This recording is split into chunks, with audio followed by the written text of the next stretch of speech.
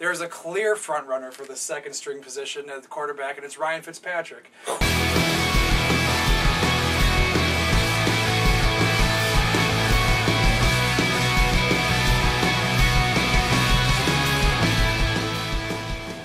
All right, welcome back to another Bills season, long-awaited preseason game number 1, Bills versus Redskins, and the coup d'etat is complete. My name is Randy, and I am your new host of the Buffalo Bills pregame. Justin's doing analysis, and Buffalo is electric. Is this season really more exciting than previous seasons? Of course it is. We got Mario Williams. We actually have a defense for a change.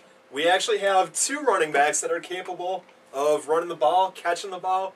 And, well, we got Stevie Johnson, who's probably going to be fined a bunch of times this year for touchdown celebrations. Hey, if he decides to crash again into the Jets end zone, I'm fine with it. Well, at least that'll get us some national coverage is when Stevie messes up or has his... Well, it's better than watching ESPN right now, where you get to see Skip Worthless and Stephen A. Smith go, Tebow's running shirtless in the rain. That's such a sacrilege. No, the guy... Why are you even making that a story? Let's talk about real football. Let's talk about real football teams. Way to perpetuate that horribleness that is the NFL. Thank you, Justin. Well, it is Stephen A. Smith and Skip Worthless, so they're just horrible to begin with. So we got the preseason game coming up. Training camp's going on now. What are we looking to establish throughout this preseason, especially in this first game against the Redskins? Well, in the first game, you always have your first team in for maybe a series or 2 on both sides of the ball. You want to see them move the ball. That's the first thing on the offense. On the defense, you want to see pressure. You want to see maybe RG3 getting sacked, as he has been as of late in camp. So that's what you want to see right now. You don't want to see them screwing the pooch, giving up a long drive on defense and Fitz being a deer in headlights, I think if they get a sack in that opening drive, like with the 4 down linemen that we have on defense, that you'll be able to hear the screams across the city. It should be a good game to watch, at least for something to talk about around town. Speaking of the Redskins, how do you think their future looks with RG3 and Kirk Cousins? Well, they drafted 2 quarterbacks this year. RG3, he's going to be a boom or bust type character. And the biggest problem with him is he's not buying into Shanahan's playbook. He's holding the ball too long. He's not at the same speed as the rest of his teammates.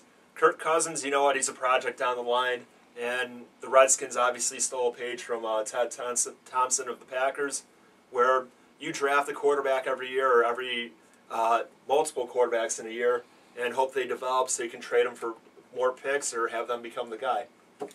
We have our own quarterback controversy stewing here in Buffalo, maybe not to Ryan Sanchez or Mark Sanchez, Tim Tebow level, but there is a stated quarterback competition for the second string quarterback.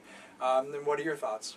Well, Vince Young has a lot to learn within the playbook. The system's evolving, but Tyler Thigpen just sucks. So when it comes to physical talent, nobody can argue. Vince Young is probably the most physically gifted of the 3 actual quarterbacks, not counting Brad Smith there, who is the 3rd stringer, but he's also a receiver. What athlete that's played the quarterback position in the history of the NFL is more athletic than Vince Young, if you're talking about pure athleticism? Well, I'd make a case for 3 people in particular. The guy he backed up last year, Ron Mexico. Steve Young, I'd put in that conversation, Randall Cunningham. Oh, wow. Steve Young, white guy making it in. Love it.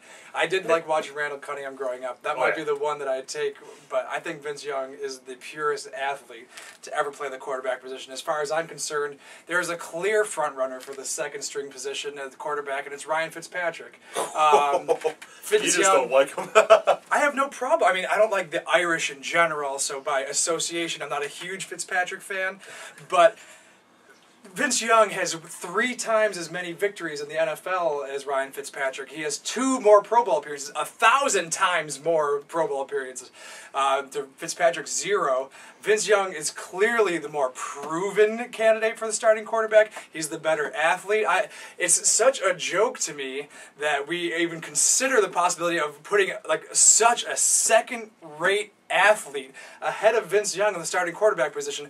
This is a quarterback-driven league. Having an elite athlete at that position is going to take you so much further, and I'm so excited about the possibilities of the season, but simultaneously so disappointed. Simmer down, relax. So disappointed that our leadership in this organization is willing to put up with mediocrity when we have the potential for greatness, for elite. Well, here's the other side of that.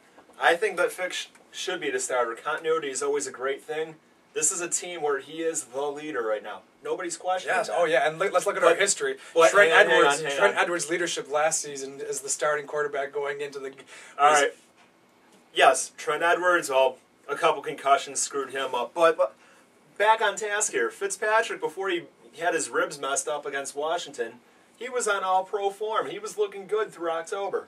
And you play with broken ribs, you really should have your backup quarterback in. That reinforces my point that Thigpen sucks. It's awful, yeah. But we can agree on that 100%. We can. Oh yeah. But if you're still better with broken ribs than your backup, you probably should still be starting the next year.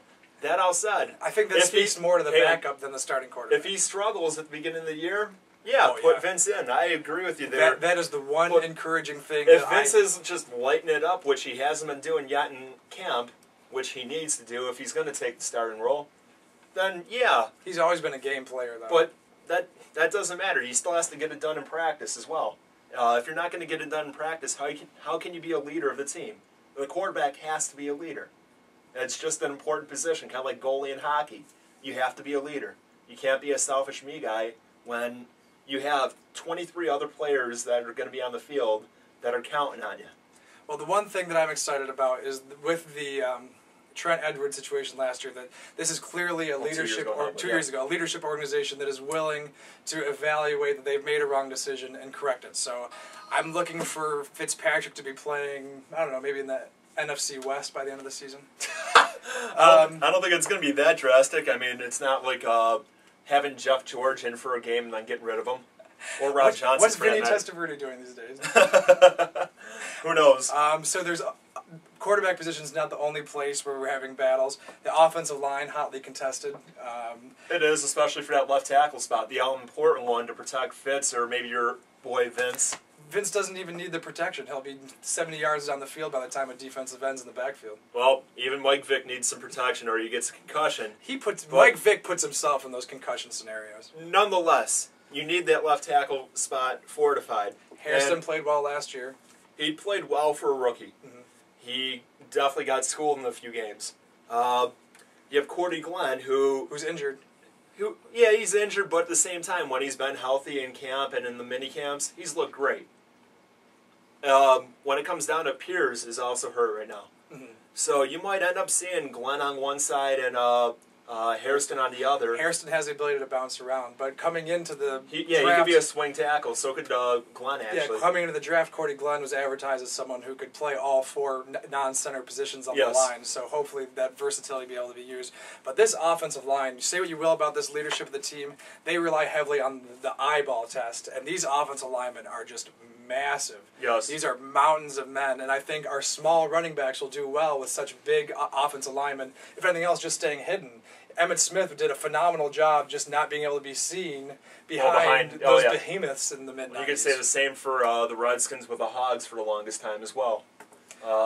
You win games in the trenches, and the Bills learned that. Look at what they did in the offseason. They got nasty up front. Mm-hmm. They've been drafting linemen year after year on the offensive side. You got to get it done on both sides there, because you could always win with 3 yards in a cloud of dust if you have the right Hogs. Other position battles, wide receiver. The first position is clearly Stevie Johnson's. I won't even come up with a bad argument for that. Yeah, unless he happens to keep costing the team 15 yards and Chan gets sick of it.